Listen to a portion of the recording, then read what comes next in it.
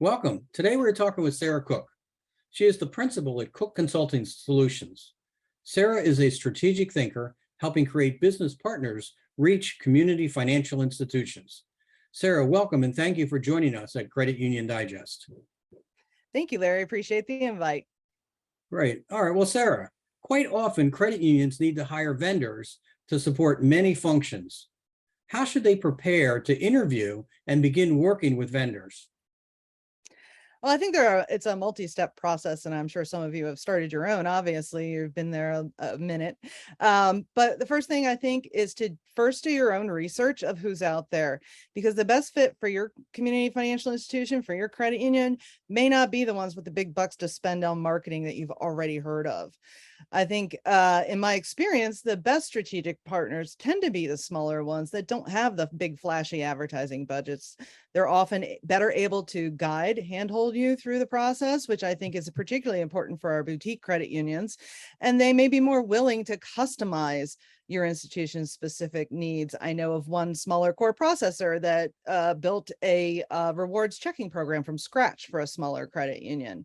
And that's the kind of thing that you want to be looking for when you're starting your research.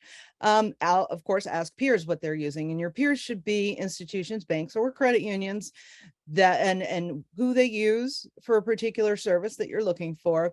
You should also look at who's local to you and what they use, because there may be specific economic situations in your area that's important to know. Also, look at ask some people from credit unions and banks that are similarly sized to you, because some larger credit unions, of course, have the in-house expertise and management to be able to do certain things that a smaller institution wouldn't be able to do. Then you want to develop your wish list for the product or service that you want.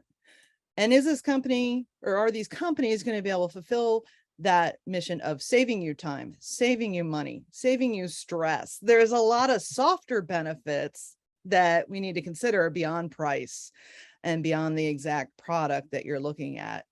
Does this company care? I mean, looking at their website, looking at their marketing, do they care about partnering with their clients for success? Right. Narrow down your list, of course, put out your calls and your RFPs, however you work through that, and narrow it down further to the companies that you'll actually do the interviews with. Great. Thank you, Sarah. So, when in thinking about that interview process after you've reduced the size of the list, when credit unions are talking with vendors, what should they be listening for? So first and foremost, is this prospective partner asking about your objectives, or are they simply pushing their product? They may have a better solution than you thought of initially to meet your objectives. So one, you can get that expertise from them, but also, if they're just pushing a product, they aren't really listening and interested in learning your objectives and helping you find success in whatever this product or service is. Right. And so the second thing that you got to be able to trust them. How transparent are they? Right. For example, I learned recently from a friend in the risk management business that very often core processors' business continuity planning and testing results is not included in the contract. They don't get to see that. They need to be transparent, especially something as critical as a core, that you understand exactly what your risks are. Right.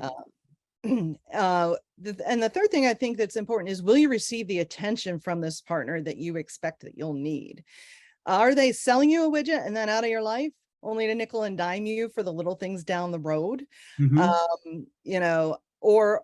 Then this is going to be particularly more important for the boutique credit unions rather than the larger ones, because the boutique credit unions don't necessarily have the financial resources or the in-house expertise to manage the product and usher it through to be successul. Right. Look at what and how frequently they're going to be feeing you after the contract. Right. I know of a website design company, credit union was kind of locked into a long-term contract where they had to pay $6,000 to just change out a header for the website. There was another example too, where the credit union couldn't even get their rates changed. Rates are changing daily right now. if not more frequently, and they couldn't get their rates changed for weeks at a time. So know the support and service that you're going to get from the vendor up front, and what and how they're going to fee you and serve you. And then what level of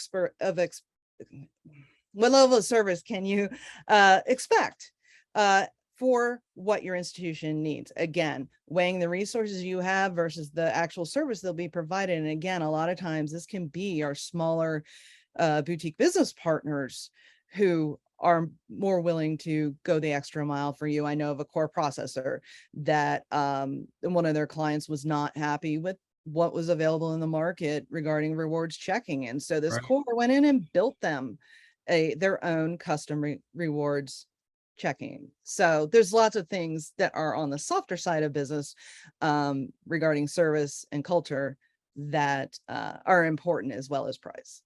Great. Well, thank you, Sarah. So as you know, selecting and working with vendors goes beyond these technical and cost aspects. So how should credit unions evaluate the human factors involved in creating a business partnership? Well, when you are truly looking for a business partner that is invested in your success, they can become an extension of your team.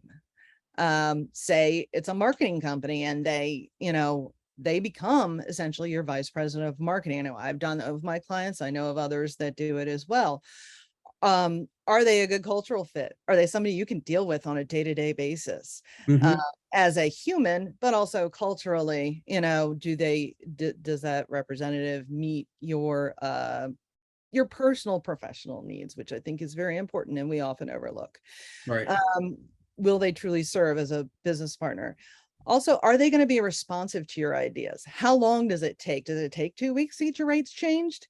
That sort of thing.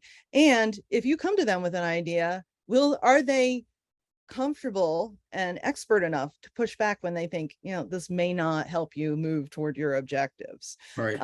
And are you willing to take that kind of feedback and do something with it that will, help with progress? And then are they going to come to you with ideas, or are they just trying to, make a buck? Are they going to come to you with ideas that actually push your success forward with your objectives, rather than coming to you just to sell new stuff? Great. Thank you, Sarah. I can see where your insights will help credit unions to select and work with vendors to build better business partnerships. So thank you for spending time today with Credit Union Digest. Absolutely. Thank you so much. I really appreciate it. I love talking about how business partners and credit unions can work together, because I think, that is a key area where we need to ensure we have the right partners for the relevance and continued thrival of the community. Great. Thank you. So in closing, thank you for joining Credit Union Digest.